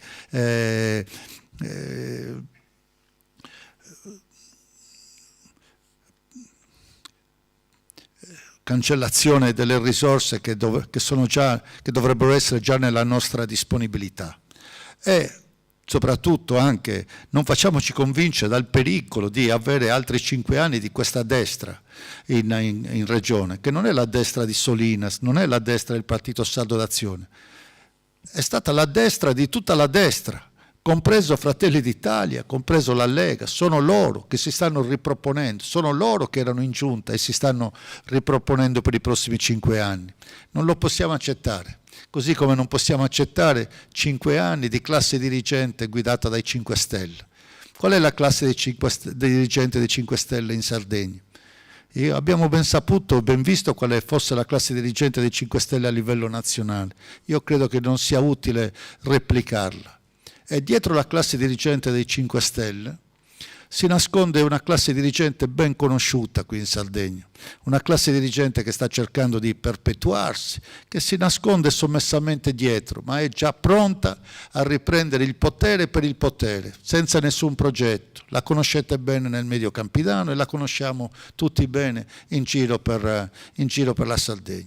Una classe dirigente che ha vissuto di politica e vuole continuare a stare nella politica e a continuare a vivere della politica. Qui non c'è nessuno che ha vissuto di politica e che vuole continuare a vivere di politica. E fa una bella differenza. Credo che sia un requisito che i cittadini meritano e che dovrebbero pretendere. Che cosa stiamo proponendo e cosa stiamo cercando di dire? Lo provo a riassumere brevemente.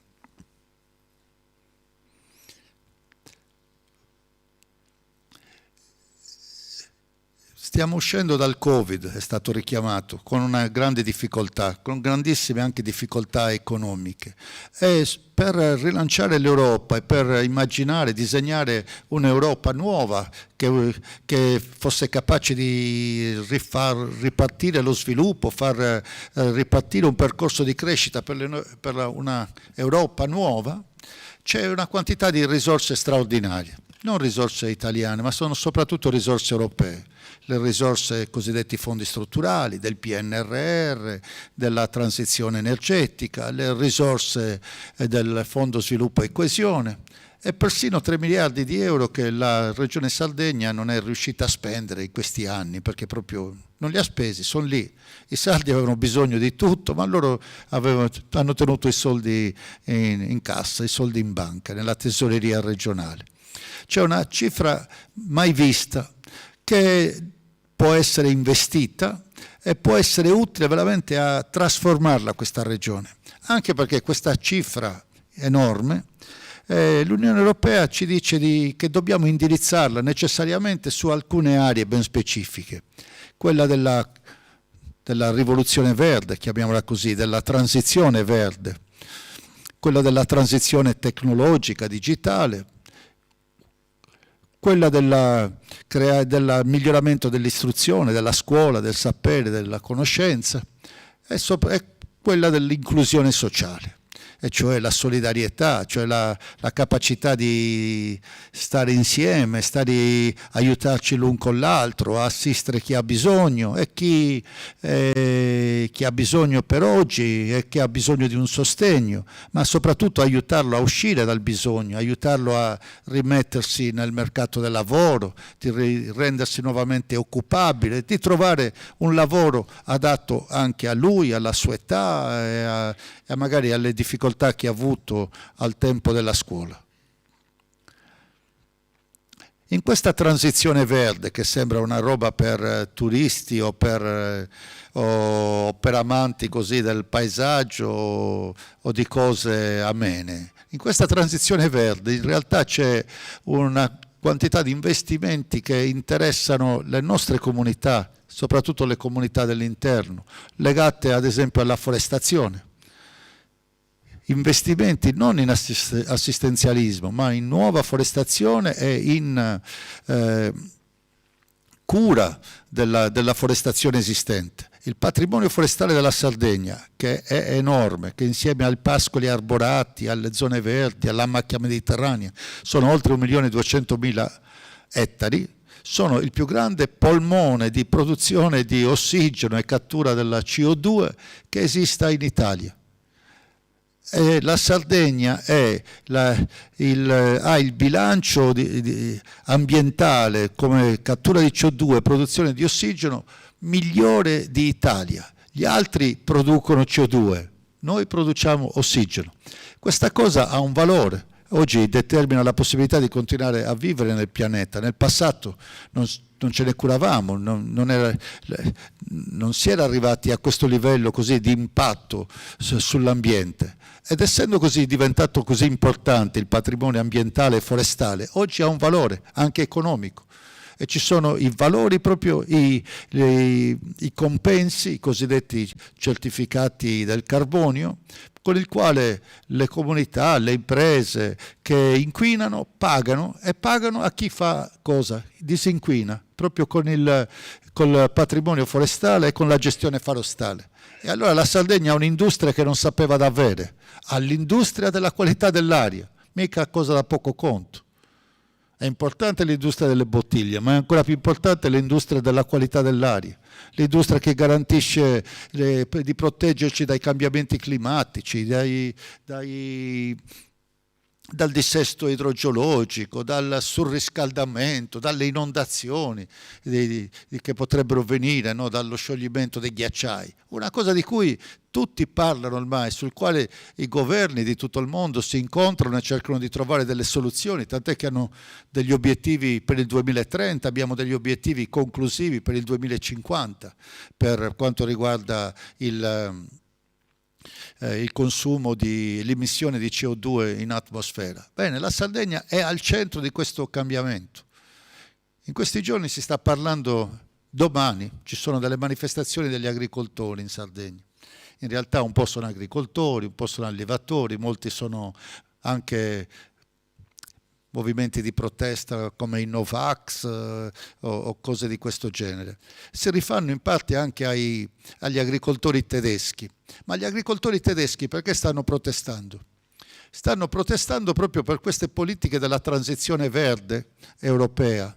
Loro in agricoltura lo chiamano il Green Deal, e cioè il fatto che l'agricoltura deve diventare verde, deve smettere pesticidi, deve smettere fertilizzanti, deve smettere le grandi produzioni di massa che ormai non servono più. Ci serve la qualità del cibo e ci serve ancora anche da parte dell'agricoltura la protezione del pianeta, della qualità dell'aria, della qualità dell'acqua, della qualità della terra, che deve servire per oggi e per domani e non può continuare a essere infestata da agenti chimici pericolosissimi. E quindi entro il 2030 devono mettere il 25% dei terreni tedeschi devono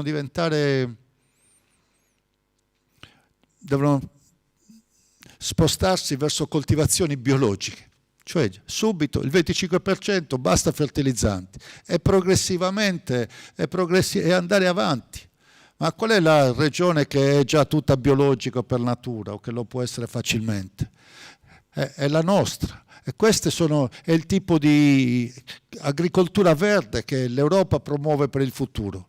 Anche piccoli appezzamenti di terreno, ma che garantiscono la qualità ambientale, la qualità del cibo, la protezione della terra e così via, che garantiscono le produzioni locali, le tipicità, le specificità locali e così via. Quindi anche da un'agricoltura più adatta a noi ci potrà essere lavoro. La rivoluzione tecnologica, che uno dice ma questo non mi interessa, io non sono ingegnere, nemmeno mio figlio è ingegnere, non è nemmeno informatico, non è nemmeno specializzato, a noi non ci interessa. Eppure l'Europa dice che questa transizione digitale, no? Che praticamente mettere i cellulari o gli smartphone come già sono al centro della nostra vita, ma non solo per guardare i video o per guardare alcune cose sul cellulare, ma per avere facile accesso alla pubblica amministrazione, per prenotarmi con facilità le visite diagnostiche, per far funzionare bene i rapporti tra il medico di medicina generale e l'ospedale, tra un centro di fisioterapia e un ricovero ospedaliero, tra il 118 e la pronto soccorso, insomma, facilitare tutto quello che è la pubblica amministrazione, la vita dei nostri servizi quotidiani. In questa transizione digitale non c'è lavoro solamente per gli specialisti. In questa transizione digitale bisogna portarci, per esempio, tutte le cose che prima erano scritte sulla carta, perché altrimenti hai voglia di mettere le macchine se poi non ci sono i dati, hai voglia di mettere i nuovi software se poi non sono riempiti dei dati che sono tutti sulla carta. E quindi c'è un'enorme quantità di lavoro nella digitalizzazione degli archivi. Praticamente ci vuole l'abilità di saper fare una fotocopia, poco di più. E quindi si può creare lavoro con della formazione professionale anche breve, alla portata di tutti, e quindi richiamare al lavoro anche persone che una volta sarebbero stati lavoratori socialmente utili, ma in realtà facevano delle cose non sempre utili e anche a breve termine. Qui invece c'è una infinità di lavoro e per tanto tempo, e non per fare muretti o marciapiedi, ma per portare a termine questa transizione digitale, per portare appunto nella modernità tutta la nostra storia, i nostri dati sanitari, i nostri dati della pubblica amministrazione, i dati dei catastri, tutto quanto, per facilitare la vita di tutti noi. C'è da portare nella transizione digitale anche tutti i nostri beni culturali. Ora noi diciamo che i beni culturali sono importanti. Questi giorni è arrivata all'UNESCO, approvata dalla Commissione italiana, la proposta per avere la protezione e la tutela UNESCO del Domus de Janas e delle tombe dei giganti. È in corso anche quella di cui si sente più parlare per estendere la tutela UNESCO non solo al nuraghe di Barumini ma a altri 31 nuraghi, quindi a tutta la cultura nuragica in Sardegna. Bene, ma se i beni culturali sono importanti, allora c'è da lavorarci tanto su questi beni culturali. E non ci sono solo i giganti di Montepramma esposti, che peraltro erano nascosti nei magazzini fino a 15, 16, 17 anni fa, finché non li abbiamo tirati fuori, ma oltre il 90% dei nostri beni culturali sono negli archivi delle sovrintendenze, sono negli magazzini delle sovrintendenze, e anche tutti questi oggetti che oggi se uno vuole andare a vederli va a Cagliari o va a Sassari o va a Cabras o va in tanti piccoli musei locali che più delle volte sono chiusi e poco anche visitabili. Ma tutti questi beni culturali, quelli dentro i musei, ma ancora di più quelli dentro gli archivi, devono essere digitalizzati. In Sardegna abbiamo anche la tecnologia per la digitalizzazione tridimensionale. Forse qualcuno di voi ha visto i giganti di Montepramma al museo di Cagliari o al museo di Cabras, dove c'è questa specie di Google Art dove ti fa vedere, girare, mettere avanti, indietro, sotto, sopra la statua nel suo volume complessivo, e te lo fa analizzare quasi fosse al microscopico e te lo fa comprendere. Digitalizzare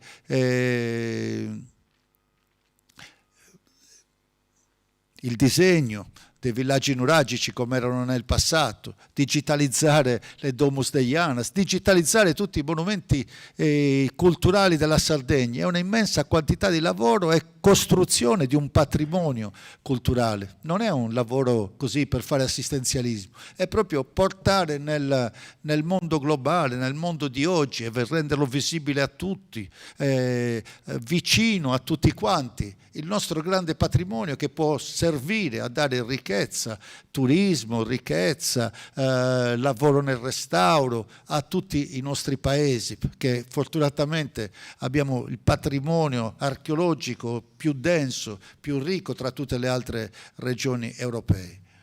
Quindi c'è questo, c'è un'Europa nuova che sembra adatta molto a noi, che vuole investire nel verde, vuole investire nella digitalizzazione, vuole investire nella scuola. Mentre lo Stato continua a tagliare sulla scuola, vuole risparmiare, e su che cosa taglia e su che cosa risparmia? Sull'unica cosa dove non dovrebbe risparmiare. Se uno vuole garantire un futuro al proprio figlio, che cosa fa? Risparmia sulla scuola o gli compra qualcosa o risparmia su altre cose? Risparmiare sulla scuola certamente è l'ultima cosa da fare. Eppure a livello di paese stiamo risparmiando sulla scuola. E invece la Sardegna ha le risorse e deve prendersi le competenze per dire: sai che c'è? Va bene, tu vuoi risparmiare e chiuderla questa scuola, chiudere questa autonomia? E noi ci investiamo del nostro perché ci crediamo.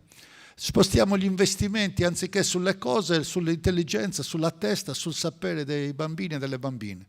Spostiamo la nostra scommessa per il futuro, anziché su un'altra strada, noi la scommessa la spostiamo sull'intelligenza alimentata, educata e sul patrimonio che ognuno poi si porterà dietro e nessuno glielo potrà portare più via. E quel patrimonio servirà per essere cittadini più consapevoli, più responsabili, più capaci di avere una visione autonoma e di decidere in maniera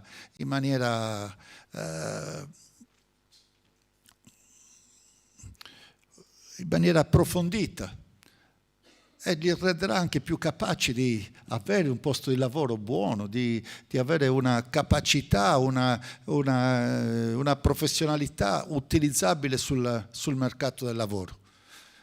Quindi si sta disegnando una possibilità davvero diversa per noi. Noi nel passato eravamo indietro rispetto agli altri. Ai tempi delle prime industrie eravamo indietro rispetto agli altri, non avevamo né capitali né competenze.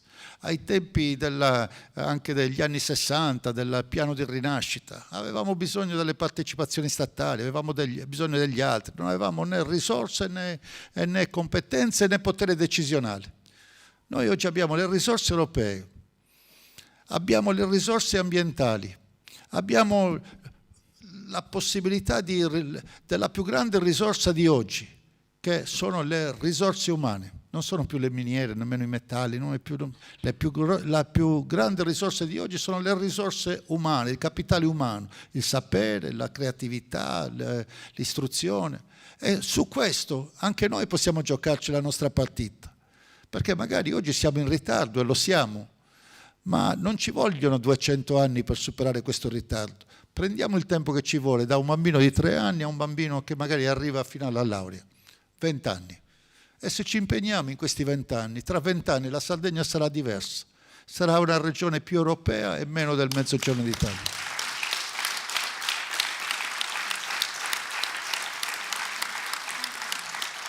Finisco perché sono già preso troppo tempo.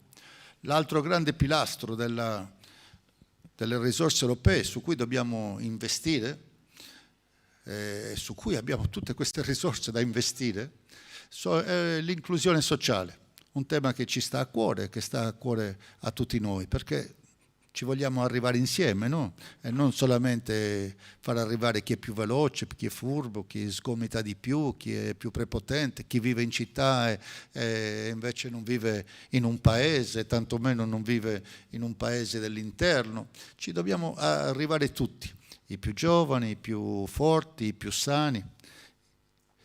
chi non è più giovane ma ha ancora la possibilità di un'ottima qualità della vita e ha ancora tanto da dare, le persone gracili, le persone meno fortunate, le persone che hanno avuto e hanno dei problemi enormi. Inclusione sociale vuol dire innanzitutto garantire una buona sanità e assieme alla sanità vuol dire garantire delle buone politiche sociali. Guardate come hanno ridotto sanità e politiche sociali in questi anni. Vi ricordate i plus? La possibilità per la prima volta di mettere assieme le politiche sanitarie e le politiche sociali, la possibilità di discutere dal basso, territorio per territorio, distretto per distretto, che cosa serve per la sanità e quali sono le necessità anche delle politiche sociali, i piani per ritornare a casa, i piani della legge 162, i piani concordati con le politiche sociali, col distretto, con le politiche sociali del comune, col distretto, con l'assistenza domiciliare integrata per assistere e per aiutare. Tutto questo si è in parte perso. Si è perso soprattutto la possibilità di progettare meglio, in maniera più aderente alle necessità di ogni territorio.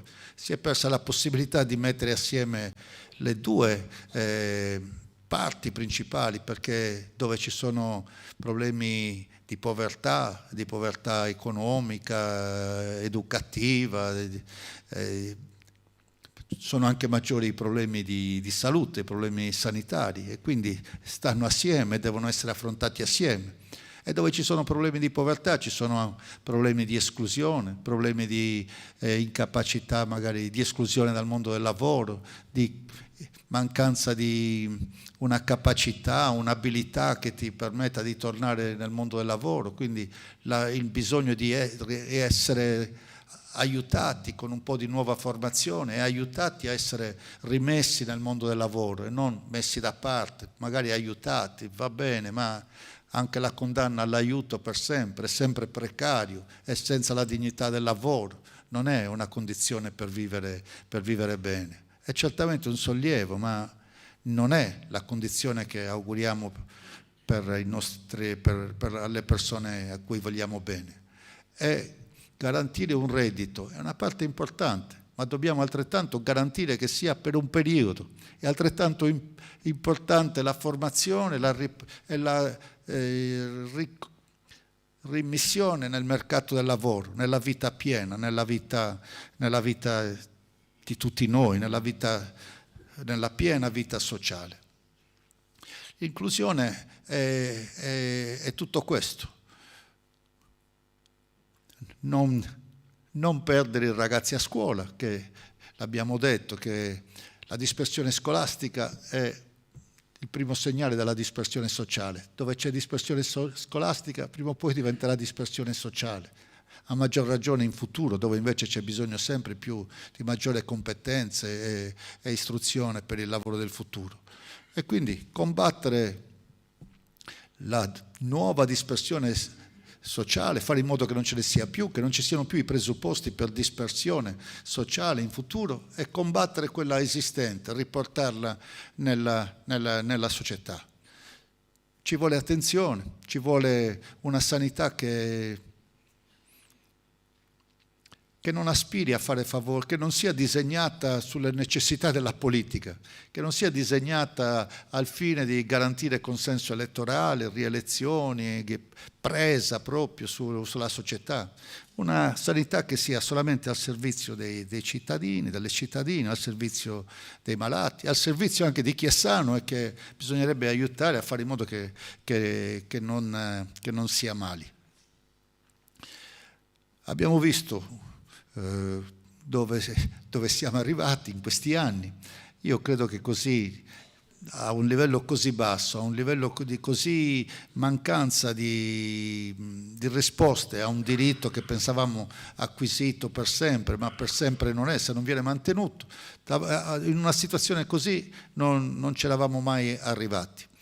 E quindi io credo che stiamo immaginando una politica per il quale la sanità è solamente un servizio ai cittadini non è una carriera, non esistono i direttori generali di destra e di sinistra, esistono i direttori generali bravi e non esistono i primari di destra e di sinistra, esistono i primari, i più bravi, i migliori tra i medici che abbiamo, in maniera da garantire la qualità della salute e garantire anche un ambiente di lavoro buono, perché se tu metti un primario che non è il migliore e non è riconosciuto dagli altri non prenderanno ordini da lui, non prenderanno nemmeno suggerimenti da lui, si creerà un clima che diventa invivibile in reparto e tutto il sistema si ammala, tutti si allontanano, magari chi può se ne va anche a fare il medico fuori, si trasferisce, va via dalla Sardegna e poi mancano i medici, o va nel settore privato e poi mancano i medici. Insomma, per un'idea di un partito che abbia a cuore la Sardegna, che voglia vincere le elezioni, che vuol vincere le elezioni il 25 febbraio, ma vuole anche garantire, dare un governo nuovo, diverso, attento e anche lungimirante per la Sardegna, sui temi di cui abbiamo provato a parlare, ma anche per una storia nuova della politica sarda, che metta da parte la necessità di dover per forza accontentarci o di una scelta di destra o di una scelta populista e inaffidabile, di cui non conosciamo veramente gli esiti come non li abbiamo conosciuti quando gli è toccato di governare a livello nazionale. E per una scelta invece nuova, di lungo periodo, che voglia costruire una nuova storia della politica sarda, mettendo al centro, come ho detto, gli interessi della Sardegna e gli uomini e le donne della Sardegna. Per tutto questo siamo qui oggi, ci siamo presentati in campagna elettorale, per tutto questo abbiamo l'impegno di questi uomini e donne, generosissimo, davvero io sono onorato di poter fare un pezzo di strada con voi e presentarci così con le nostre storie, al cospetto dei cittadini e delle cittadine della Sardegna. E sono molto fiducioso che la Sardegna il 26 febbraio si sveglierà con una sorpresa che in tanti non si aspettano, che in tanti scongiurano, e invece una sorpresa che io mi auguro di tutto cuore per noi tutti.